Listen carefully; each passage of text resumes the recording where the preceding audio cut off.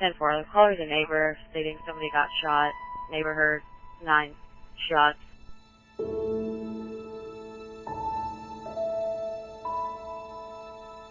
As real as the threat was, you never thought it was going to happen. These are the calls between dispatchers and deputies and the moments that followed the murder of Tiffany Kidwell. Kidwell was in an abusive relationship with this man, John Gentry. She escaped that relationship and did everything she could to protect herself. She filed for and was granted a protection order. She had private security, and family and friends made every effort to make sure the 32-year-old was never by herself. But John Gentry still managed to find a way to get to her. Police say he shot and killed the Northern Kentucky mother. Gentry allegedly told officers he caught her trying to call for help and started shooting, quote, until it was quiet. Sadly, Kidwell's story of abuse isn't the only one to end like this. Shelley Miller was stabbed to death in Fairfield in 2018. Deasia Sims was murdered in 2014 by her boyfriend. Rachel Madden was killed by her husband last year. And that's a small sample of a much larger problem. In each of the last 7 years, Hamilton County alone has seen more than 2,000 domestic violence charges filed with the clerk of courts. Hamilton County, I pulled the numbers from 2 years ago. On average, they have 6.5 charges filed as far as domestic violence is concerned a day. A day. And they're the most dangerous for our police.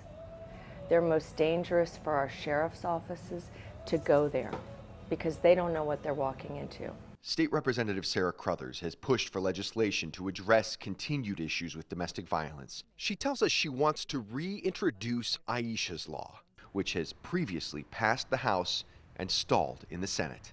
It is for the very worst situations of domestic violence. It is to help these women and men that are really in a state of eventually they're going to be killed. My husband just beat me and threw me out the car. Caller is advising that her brother is attacking his ex-wife. Blood everywhere. She does not know if he still has the knife or not. It's him. He came out of the house. My heart is truly broken. Aisha's going to be missed. Aisha's Law is named after Aisha Frazier, who was married to a former Ohio judge and state senator Lance Mason. She got out of that abusive relationship only to be fatally stabbed by her ex-husband. She had escaped. She was brutally killed in front of her children. Aisha's Law creates a new temporary emergency protection order that an individual can request outside of the court's normal business hours. It would also provide training so officers are better able to connect domestic violence victims with advocacy services. Right now, victims have the option to file with the courts for a protection order. If that order is granted, it's designed to deter someone from abusing again through the potential for a harsher penalty. But at the end of the day, it's just a piece of paper. Kenton County Prosecutor Rob Sanders discussed protection orders with us after Tiffany Kidwell's murder in 2020. Even though they're a good thing, even though it helps law enforcement, even though they do provide a safer life for victims, no order is perfect. No order is going to stop a perpetrator that's determined upon committing acts of violence against a victim. That's where Representative Crothers says spreading the word about penalties and getting people help early is critical. You promote it.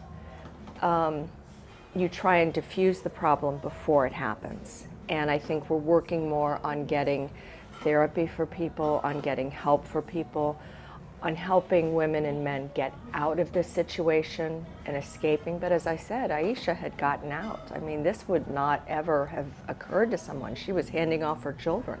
Those who have opposed Aisha's Law in the past argued it violates the Constitution and allows hearsay evidence in court. As part of Aisha's Law, Representative Crothers also would like to see a committee formed to study the prosecution of domestic violence cases.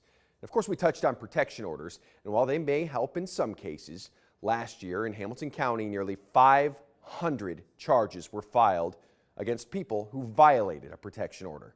That's more than a case each day. In studio, Ken Brown, Fox 19 Now.